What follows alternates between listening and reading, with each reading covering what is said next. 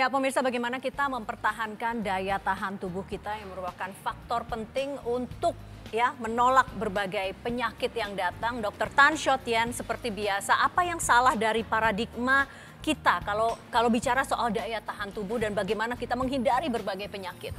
Saya ingin memperlihatkan yang disebut dengan segitiga yang kita pelajari ketika di ilmu kesehatan masyarakat atau public health. Seluruh dunia saya rasa tahu kalau pernah sekolah jadi mantri, jadi bidan, jadi dokter, pokoknya tenaga kesehatan. Nah, kita mempunyai semacam peta bagaimana suatu penyakit, terutama penyakit infeksi, itu bisa masuk ke dalam tubuh kita. Kita punya 3 kontributor yang bermain, yaitu biang keladinya, si penyebab penyakitnya itu sendiri, lalu kemudian lingkungan yang mengizinkan dia masuk atau memungkinkannya untuk menginfeksi saya, dan ini adalah saya, tubuh saya.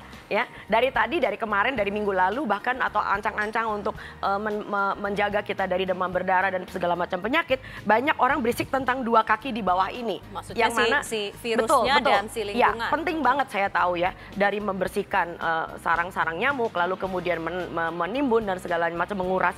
Penting, bahkan fumigasi ya, makanya ada uang proyeknya di situ. Tapi kemudian kita juga bahkan ada kelompok ilmuwan yang sudah memandulkan si nyamuknya. Tapi satu hal yang di atas ini ya, banyak orang suka tidak. Ini kita nih ya. Ini kita ini ya. Jadi percuma saja kita memperbaiki 2 ini, tapi kalau kita membiarkan, please I welcome you. Ya, daya tahan kita bobrok. Ya, jadi banyak orang kalau saya lihat ya, tetap makan masih seadanya, seketemunya. Orang dengan gaya hidup yang sama, perilaku yang sama, nggak mau berubah. Atau pihak berwenang mengandaikan rakyat kita tidak bisa berubah. Nah, tapi apa yang terjadi pada tubuh kita di dalam kalau misalnya tadi dokter bilang daya tahannya bobrok? Ya jelas, maupun ini diperbaiki atau ininya mau diapain, penyakit apapun bisa masuk ke dalam badan kita. Bahkan penyakit yang tidak ditularkan pun, seperti yang udah berkali-kali saya jelaskan sebelumnya. Jadi sebetulnya kunci utama adalah ini. Ya, kalau gitu bagaimana nih? Bagaimana kita memperkuat daya tahan tubuh kita kalau memang semua jurnal kesehatan mengatakan bahwa daya tahan tubuh adalah yang utama untuk melawan berbagai penyakit? Persis, ya sama seperti kita mempertahankan bagaimana supaya pemerintah Indonesia nggak kemasukan ISIS. Ini sebetulnya antara jagat kecil dengan jagat gede.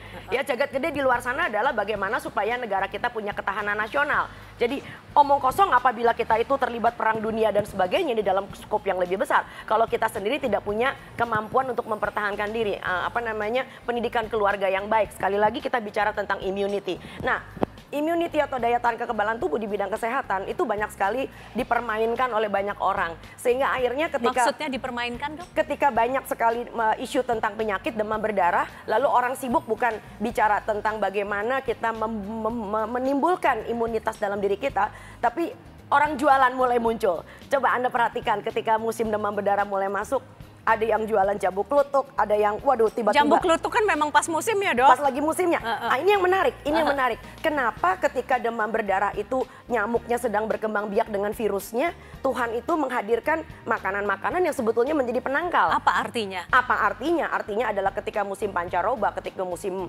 perubahan antara hujan ke musim kering atau musim kering ke hujan, kita perlu lebih banyak mengkonsumsi makanan-makanan yang memang sudah Tuhan sediakan.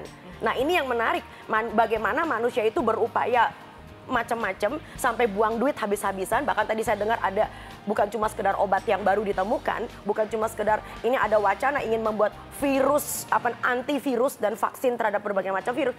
Ngapain sih capek-capek buang duit gitu loh ya. Jadi arahkanlah ilmu pengetahuan untuk mendongkrak apa yang sudah Tuhan beri, apa yang bangsa ini sudah punya. Apa yang kita sudah miliki yang persis, sebenarnya tinggal kita pilih untuk kita asup untuk memperkuat daya tahan tubuh, Dok. Nah, daripada ilmuwan kita lalu kemudian meneliti tentang bagaimana menangkal virus yang baru, membuat vaksin, membuat antinya, membuat obatnya. Kita udah punya begitu banyak makanan gitu, udah punya banyak sekali zat antinya gitu loh ya. Kenapa bukan itu saja yang diteliti dan kenapa bisa begitu? Jadi hari ini saya juga ingin menjelaskan kenapa kepercayaan di masyarakat tentang bahwa jambu klutuk itu bisa menyebabkan peningkatan. Ya, meningkatkan trombosit orang kena Nah, DBD. Sekarang ternyata jejaknya adalah seperti gini, rekam jejaknya adalah begini. Kalau Anda pernah lihat, ini adalah salah satu kepercayaan dan kepercayaan yang dimiliki oleh orang Chinese. Oke, mungkin ya ini kita bicara soal angkak ya. Angkak dulu ya. Kelihatan tidak di kamera ya? Jadi angkak itu sebetulnya adalah beras. Ya, ini adalah beras yang diberi ragi, yang diragikan oleh ragi bernama Taruh di tangan lagi dong. Ya, yang namanya Monascus purpura. Jadi ini adalah hasil peragian. Ya, hasil peragian ini. Tapi aslinya beras gitu ya? Aslinya adalah beras putih. Nah, jadi hasil peragian ini menghasilkan benda bernama angkak. Nah, angkak ini ternyata setelah diteliti, memang dia mengandung yang namanya angka flava. Ada yang disebut dengan saya lupa namanya, monakolin, ya. Dan ini adalah sejenis antioksidan, sejenis anti peradangan. Itu saja. Ya, tetapi kemudian yang lucu, orang Chinese terutama itu mengkait-kaitkan semua yang berwarna merah untuk mendongkrak timbulnya pembentukan sel darah. Ya, ini salah satu juga yang favorit yang suka dipakai. Goji berry. Goji berry. Orang Cina mengatakannya adalah ini lagi hits, dong. Orang mengatakan kizi atau goji berry ya. Lalu tambah lagi ada kurma Cina yang orang mengatakan angco, kelirnya merah. Ya, ada lagi yang namanya nanti belum saya tambahin, ada beet dan sebagainya. Lama-lama saya kasih pewarna batik warnanya merah. Jangan dong, Dok. Ya. Nah, tapi ini apa? Maksudnya ini sekedar mitos? Apakah memang benar-benar berfungsi untuk meningkatkan trombosit? Ini yang menarik. Dari penelitian dilakukan oleh teman-teman kita di Universitas Airlangga Surabaya tahun 2013, itu sudah ada buktinya bahwa ternyata angkak tidak secara signifikan. Menaikkan trombosit, tidak? Yes, menaikkan, membuat orang yang sakit menjadi lebih cepat sembuh, tidak. Gitu loh ya, dibandingkan dengan orang-orang yang kena sama-sama demam berdarah, tetapi tidak diberi angkak. Ya, dari sini sudah bukti. Tetapi bukti yang berikutnya lagi kita tidak bisa menihilkan bahwa memang angkak ini mengandung yang namanya tadi, ya, yang disebut dengan angka flava, dengan monakolin dan sebagainya, dan itu adalah antioksidan. So sebetulnya ini bukan tentang angkaknya, ini adalah tentang makanlah makanan yang tinggi antioksidan. Antioksidan itu diukur dengan suatu ilmu pengetahuan yang sekarang punya parameternya namanya ORAC. ORAC itu adalah singkatan dari Oxygen Radical Absorbance Capacity. Jadi artinya makanan-makanan yang memang mempunyai kapasitas untuk menyerap radikal bebas.